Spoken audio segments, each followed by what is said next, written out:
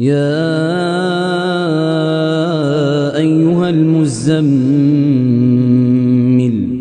قم الليل إلا قليلا نصفه أو انقص منه قليلا أو زد عليه ورتل القرآن ترتيلا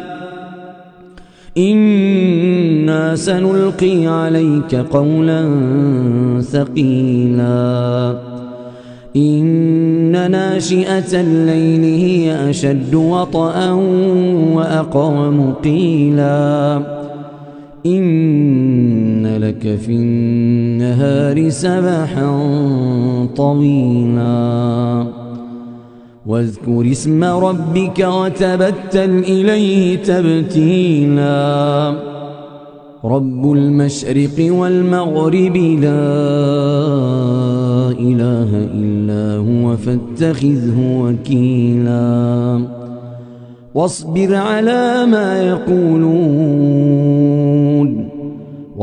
على ما يقولون واهجرهم هجرا جميلا وذرني والمكذبين أولي النعمة ومهلهم قليلا إن لدينا أنكالا وجحيما وطعاما ذا غصة وعذابا أليما يوم ترجف الأرض والجبال وكانت الجبال كثيبا مهيلا إنا أرسلنا إليكم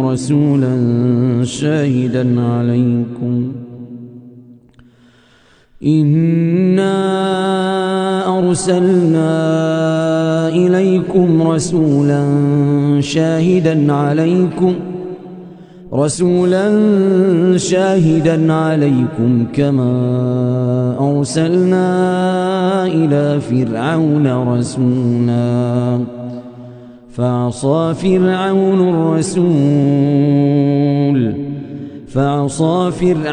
الرسول فأخذناه أخذا وبيلا فكيف تتقون إن كفرتم يوما يجعل الولدان شيبا السماء منفطر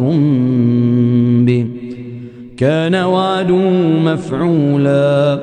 إن هذه تذكرة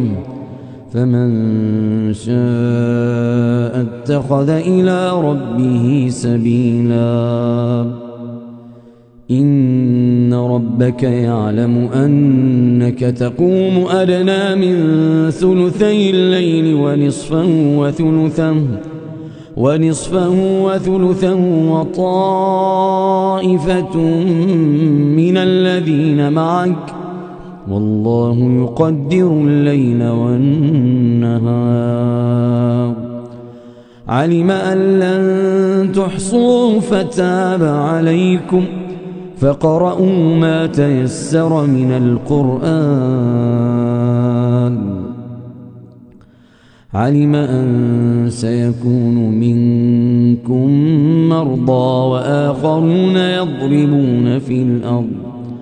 وآخرون يضربون في الأرض يبتغون من فضل الله